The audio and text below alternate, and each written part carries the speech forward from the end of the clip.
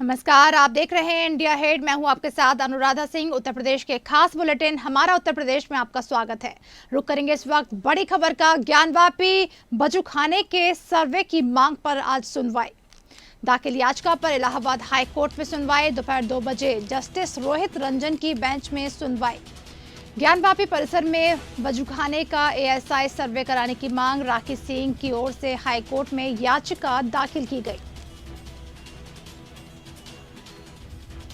आपको बता रहे हैं खबर, जहां ज्ञानवापी बजूखाने की सर्वे की मांग को लेकर सुनवाई। आज दाखिल याचिका पर इलाहाबाद हाई कोर्ट में सुनवाई।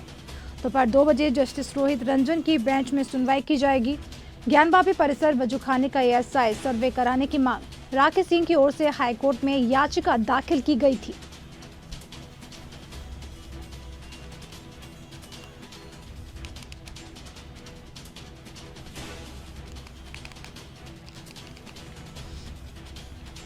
बता रहे हैं बड़ी खबर, ज्ञानवापी बजूखाने के सर्वे की मांग पर सुनवाई। आज दाखिल याचिका पर हाई कोर्ट में सुनवाई।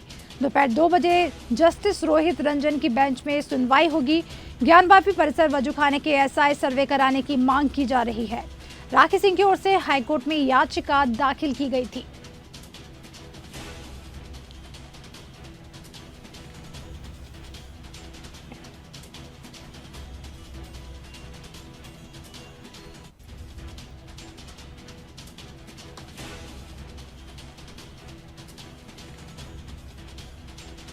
बता रहे हैं खबर, जहां ज्ञानवापी बजूखाने के सर्वे की मांग पर आज सुनवाई है। दाखिल याचिका पर इलाहाबाद हाई कोर्ट में सुनवाई होगी। दोपहर 2 बजे से जस्टिस रोहित रंजन की बेंच में सुनवाई। ज्ञानवापी परिसर में बजूखाने का एएसआई सर्वे कराने की मांग की जा रही है। राखी सिंह की ओर से हाई कोर्ट में याचिका दाखिल की गई।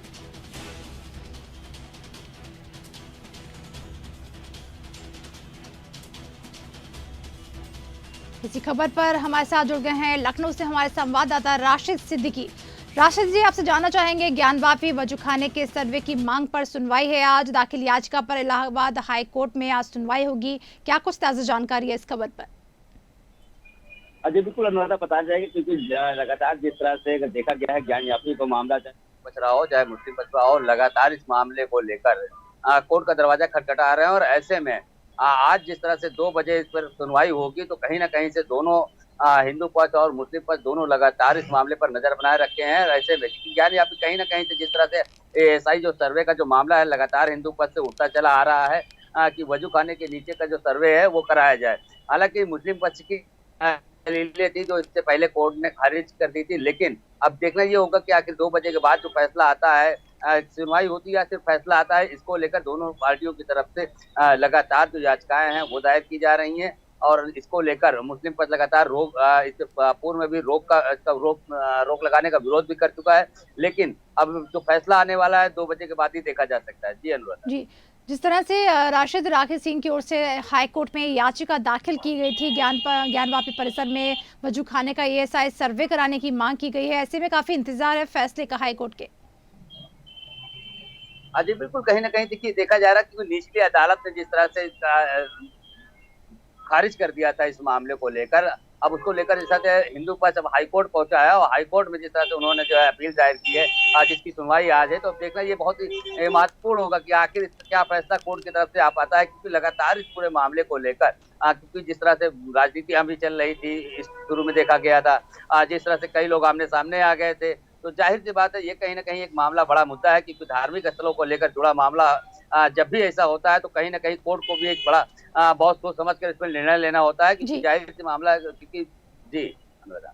शुक्रिया राशिद इस तमाम जानकारी के लिए। आपको बता रहे थे बड़ी खबर, ज्ञानवापी बजूखाने के सर्वे की मांग पर आज सुनवाई है। दाखिल याचिका पर इलाहाबाद हाई कोर्ट में सुनवाई। दोपहर 2 बजे जस्टिस रोहित रंजन की बेंच में सुनवाई होगी। ज्ञानवापी परिसर में बजूखाने का एएसआई सर्वे कराने की मांग राखी सिंह की ओर से हाई कोर्ट में याचिका दाखिल की गई।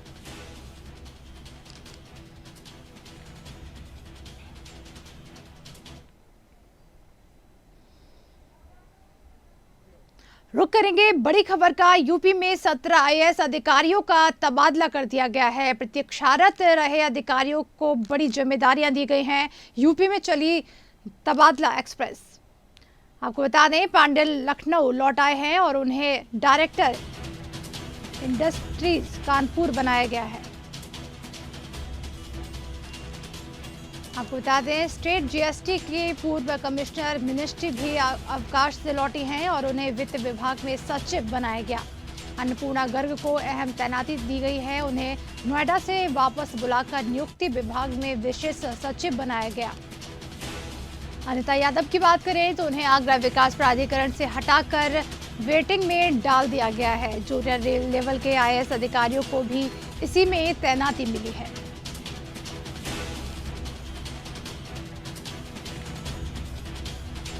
बता रहे खबर उत्तर प्रदेश से, जहां 13 आईएएस अधिकारियों का तबादला किया गया है। प्रतीक्षारत रहे अधिकारियों को बड़ी जिम्मेदारियां दी गई हैं। यूपी में चली तबादला एक्सप्रेस, तो अधिकारियों के तबादले किए जा रहे हैं। पंडियन लखनऊ लौटा हैं और उन्हें डायरेक्टर इंडस्ट्रीज कानपुर बनाया गया है। स्टेट जीएसटी के पूर्व कमिश्नर मिनिस्ट्री भी अवकाश से लौटी, उन्हें वित्त विभाग में सचिव बनाया गया है। अन्नपूर्णा गर्ग को अहम तैनाती दी गई है। उन्हें नोएडा से वापस बुलाकर नियुक्ति विभाग में सचिव बनाया गया है। अनिता यादव को आगरा विकास प्राधिकरण से हटाकर फिलहाल वेटिंग में डाला गया है। जूनियर लेवल के आईएएस अधिकारियों को भी इसी में तैनाती मिली है। तो आपको बता रहे बड़ी खबर उत्तर प्रदेश से, जहां 13 आईएएस अधिकारियों का तबादला किया गया है। प्रतीक्षारत रहे अधिकारियों को बड़ी जिम्मेदारियां दी गई हैं।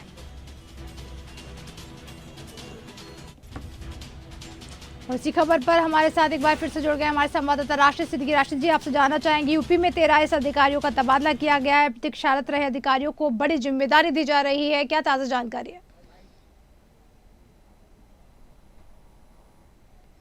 जिस तरह से लगातार जो ट्रांसफर एक्सप्रेस है वो चल रहे हैं, पूर्व में भी देखा गया कि 14 आईएएस अफसरों को ट्रांसफर हुए थे और ऐसे में जो 13 आईएएस अफसरों को का ट्रांसफर हुआ है, उनमें से कुछ ऐसे महत्वपूर्ण पद पर उनको वापस उत्तर प्रदेश बुलाया गया है। क्योंकि कहीं ना कहीं जिस तरह से जो उपचुनाव है उसको लेकर कहीं ना कहीं सरकार हर वैसे अधिकारियों को काम वापस बुला ले रही है। क्योंकि जाहिर सी बात है कि चुनाव को लेकर जिस तरह से जनता को लेकर जो नाराजगियां हैं, क्योंकि कई ऐसे आईएएस अधिकारी हैं जिन पर लगातार आरोप लग चुके हैं, तो ऐसे में यूपी सरकार तमाम ऐसे अधिकारियों को बुला रही है जिनकी साफ सुथरी छवि हो, जो जनता के बीच जाकर लोगों की समस्याएं सुन सके। तो ऐसे देखा जा रहा है कहीं ना कहीं से जो ट्रांसफर है वो कहीं ना कहीं सरकार जो है उनको जो बुला रही है वो अच्छा बेहतर काम करने के।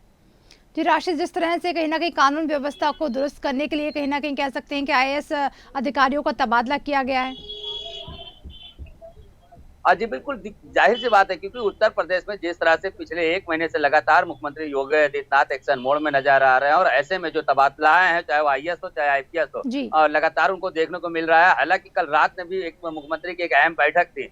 बैठक के बाद जिस तरह से उन्होंने 13 आईएएस अफसरों के वापस एक बार तो ट्रांसफर हुए हैं, तो कहीं ना कहीं ये पूरे मामले को लगातार देखा जा रहा है कि कहीं ना कहीं जो बिगड़ती हुई कानून व्यवस्था उत्तर प्रदेश के अंदर और लोगों जो विभागों में जो बंदरबाट है, जो भ्रष्टाचार है, उससे निपटने के लिए कहीं ना कहीं योगी सरकार जो लगातार जो आईएएस की जो ट्रांसफर है उसको लाने का उनका यही प्लान है। क्योंकि उनका साफ तौर पर कहना है किसी विभाग में किसी तरह की कोई भ्रष्टाचार बर्दाश्त नहीं होगा।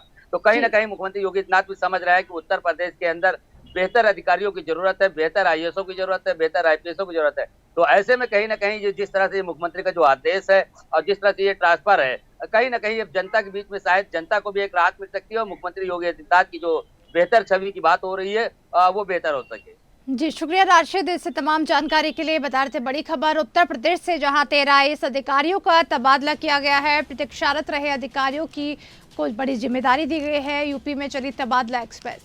आपको बता दें, पांडियन लखनऊ लौटाए और उन्हें डायरेक्टर इंडस्ट्रीज कानपुर बनाया गया है। स्टेट जीएसटी के पूर्व कमिश्नर मिनिस्ट्री भी अवकाश से लौटी हैं और उन्हें वित्त विभाग में सचिव बनाया गया। अन्नपूर्णा गर्ग को अहम तैनाती दी गई है। उन्हें नोएडा से वापस बुलाकर नियुक्ति विभाग में विशेष सचिव बनाया गया। अनिता यादव को आगरा विकास प्राधिकरण हटाकर वेटिंग में डाला गया है। जूनियर लेवल के आईएएस अधिकारियों को भी इसी में तैनाती मिली है।